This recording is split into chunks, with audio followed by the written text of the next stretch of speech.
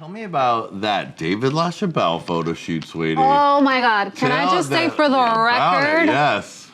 That is not my penis. Whoa! That's tea! That is not my penis. Because now, this was a controversial moment when the picture came out, It was right? very controversial. Okay, so I went to Life Ball as the Life Ball poster girl, and I was just like, yes, I'm a poster girl. Woo. Girl, they were protesting me when I got there. It was terrible because they put the naked posters all over town in front of schools.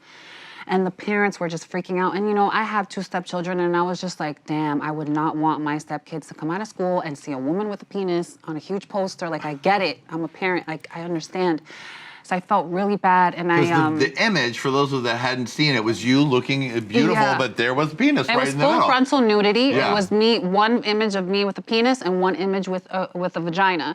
And the message was, like, beauty has no gender. Like, I'm still the same beautiful person despite whatever genitalia I may or may not have.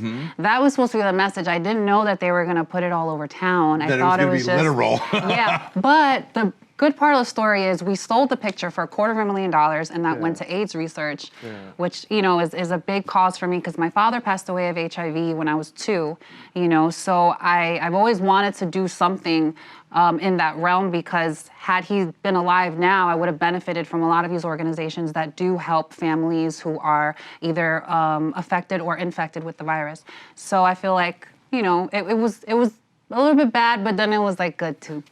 Yeah. What was that experience like with shooting with David Lachapelle? Another legend. It was beautiful. It was in his backyard. He has a huge garden. He's an amazing person. He's a Pisces.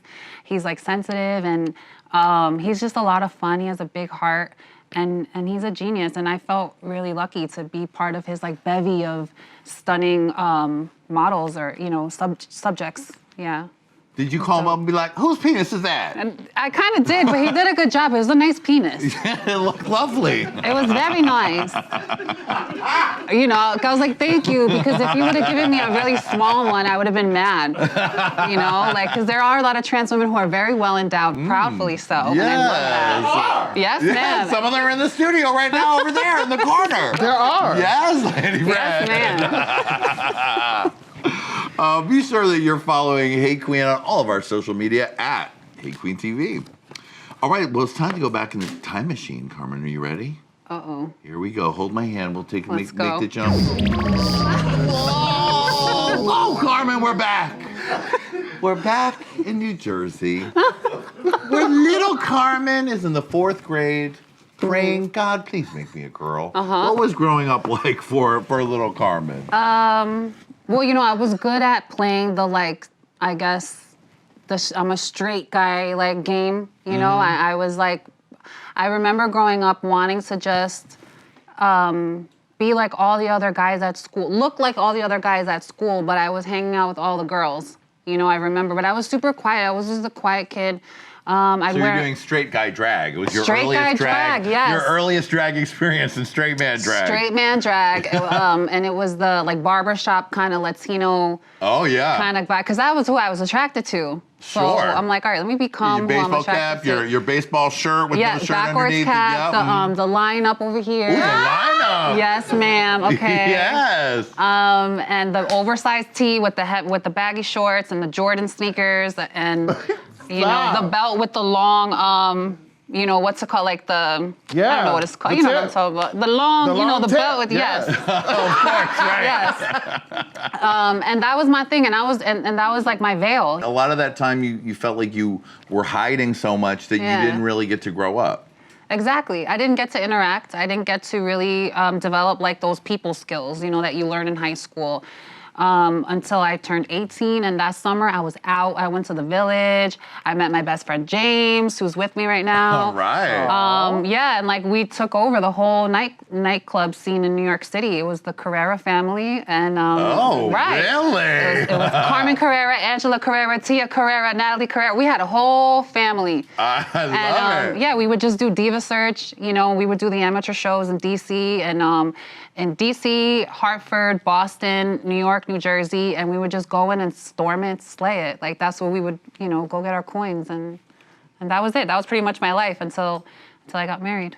What was that first drag show like? Now, you used to take pictures for drag shows, right? I went to college for photography, and at the time, I was going to Esquilita nightclub, and I did. Yes, honey, Esquilita, yes, girl. And I was not trying to pay that $20 cover, girl. Never. So I said, let me take some pictures, and that will get me into the club for free. Oh, that's a good tip. Right. So, you know, and then I would get paid at the end of the night. It's the gas money home. Yeah. Have a great time, you know. And that's what I did. I kind of finessed my way, and I met a lot of the queens backstage. I got to photograph them, and I was obsessed with the drag show. I thought it was the most beautiful thing in the entire world. I mean, me and my friends would just like die to like go watch our favorite performers, see what the production was. Like they would put on an amazing show. Angel Sheridan was the host. They had like the Follies, Larissa Dumont and all the rest. Larissa Dumont, Lorena St. Cartier, Victoria Lace, like all these girls, you know, essentially like raised me because I that's where I started to develop like my confidence to be on stage and to, you know, and it was almost like, how dare you be like a boy with pasties, you know, like that was sort of my thing. Like I was super feminine. My body has always been the way it is kind of now. And they loved that stuff back then. And that's how I really developed, I guess, my love for all things feminine. You know, I was able to tap into that and be real with myself. And you have to stop running. You can't go to the gay club and still like be running from who you are. Because it's like, one thing that I love about gay men is that they know who they are and they can spot someone who's on some bullshit. You know what I'm saying? And I met some of the most amazing, fascinating people during that period of time. That's beautiful. Oh, thank you. Make sure you're following Hey Qween on Patreon. Go to patreon.com/HeyQueenTV for 3 exclusive podcasts every week.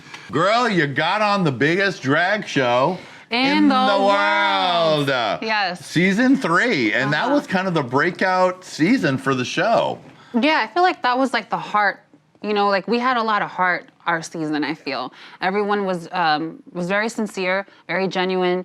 We were a little playful, but more than anything, like we all had a lot of hope, I think. And I think the audience sort of felt that. Like, I think it was, you know, it was still in the beginning season, so it was rather innovative at the time, like just the type of drag that was on the show. And yeah, I think a lot of people tell me like, oh, you know, season 3 was when I first started, you know, but for me, I think season 2 was like a really big game changer because they got the new runway. That's when I was like, boom, I need to be on this show because look at that runway. Yeah. Yes. Yeah, it wasn't in her garage no more. You know, season 1 of every show is always kind of like that. You know, and I was curious to see what she would do around for season here. 2. Yes. We know it. We don't like to look back at season 1 around here. So true. Now, did you audition right after you saw season 2? You sent in a tape, or had you auditioned already? I did. Well, Sahara Davenport, she recommended me.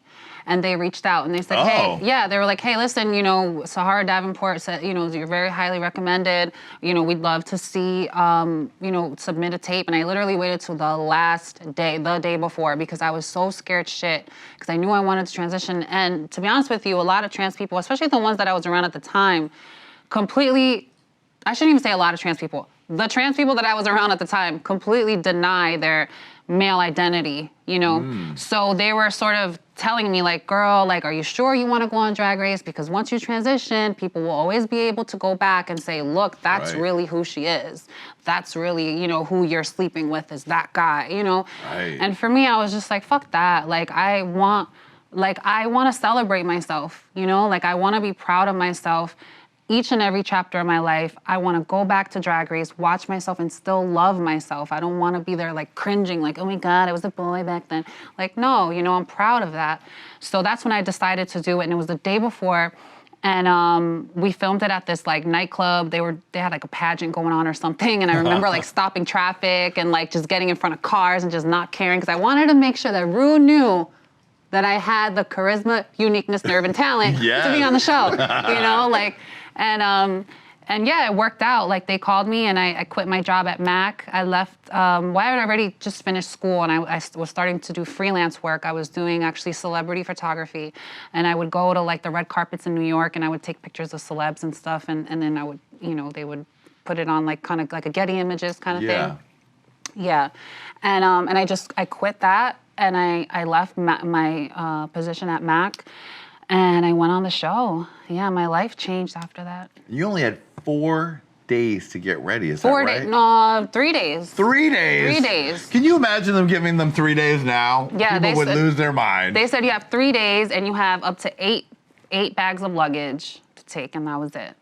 And what did you do? Girl, you I called every drag queen Yeah. I knew in my area, okay? I Yeah. was like, listen, I need your wig. Okay, I need that wig. I need that dress. I need this thing. You know, I called my friend Harmonica Sunbeam. Harmonica Sunbeam, Yes. I love She her. gave me some of her dresses. Actually, the one that I lip synced against Yara, that's Harmonica Sunbeam's like whole entire look.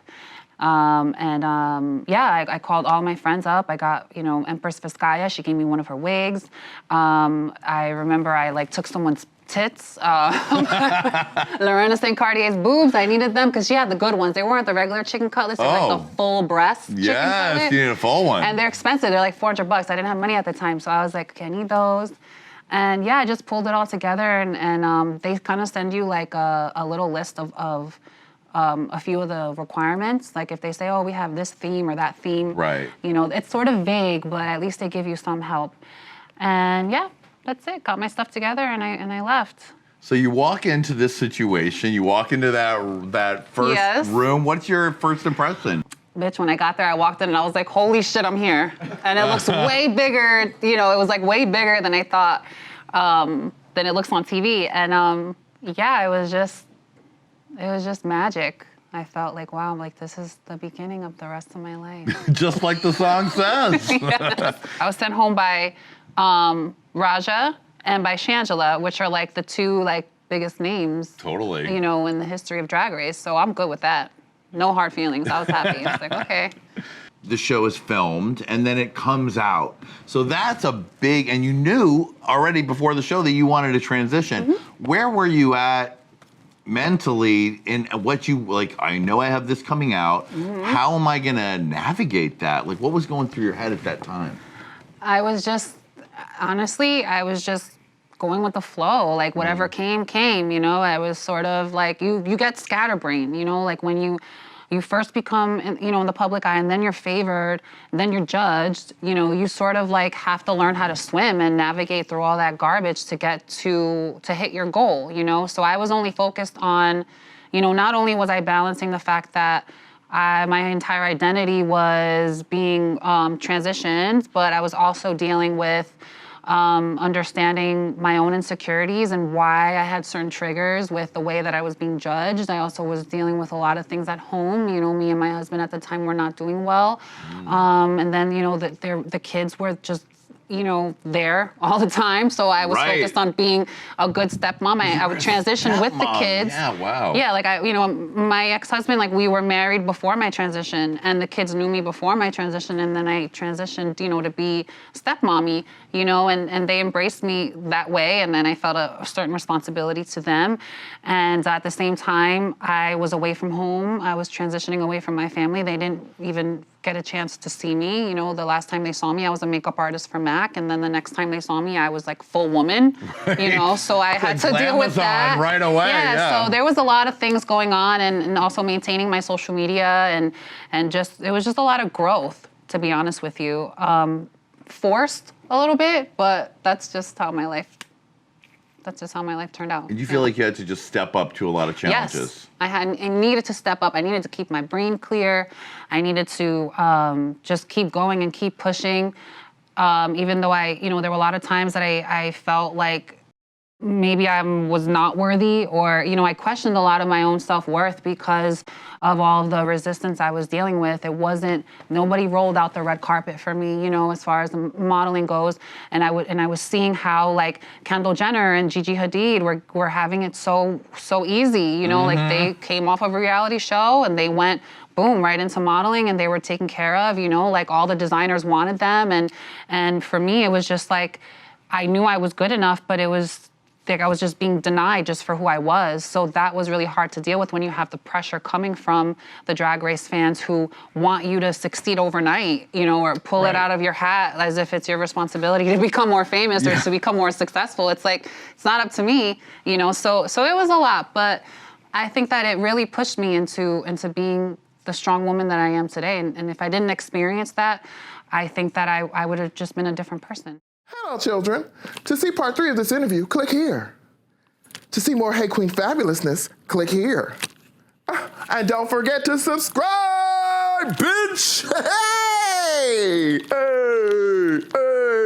Hey!